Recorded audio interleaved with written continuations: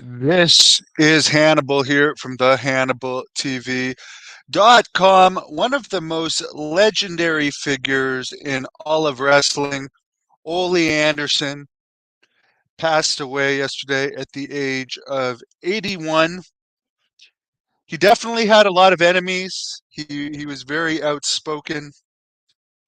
Good promo, legendary feud in Georgia Championship Wrestling with Dusty Rhodes. So legendary that even when Ole turned face later on, he never feuded with Dusty. They still kayfabed the intensity of their feud when Ole was a heel there.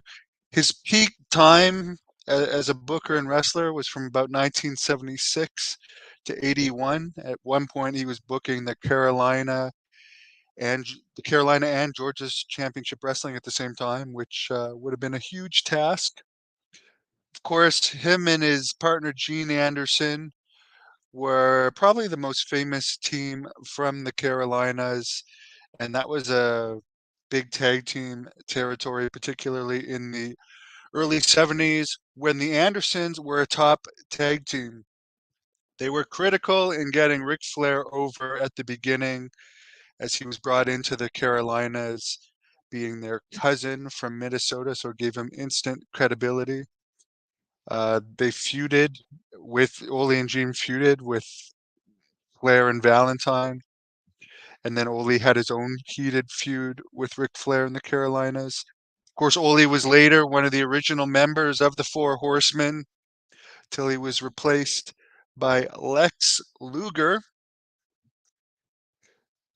He was a good booker overall, but of course he made his mistakes. He always didn't think Hogan had talent, and he stood by that. He didn't think Savage had talent. He didn't like Bobby Heenan either. Apparently, they had big heat because he had told Bobby Heenan that he was going to be in a Georgia Championship for a long time, told him to buy a house in the territory. Then, after Heenan had bought a house, he was fired about a month and a half later. So Heenan always held that against him. A lot of people made allegations he was racist, even though he pushed a lot of black wrestlers, such as Tony Atlas. He definitely used racist terms, which a lot of wrestlers did at the time. Um,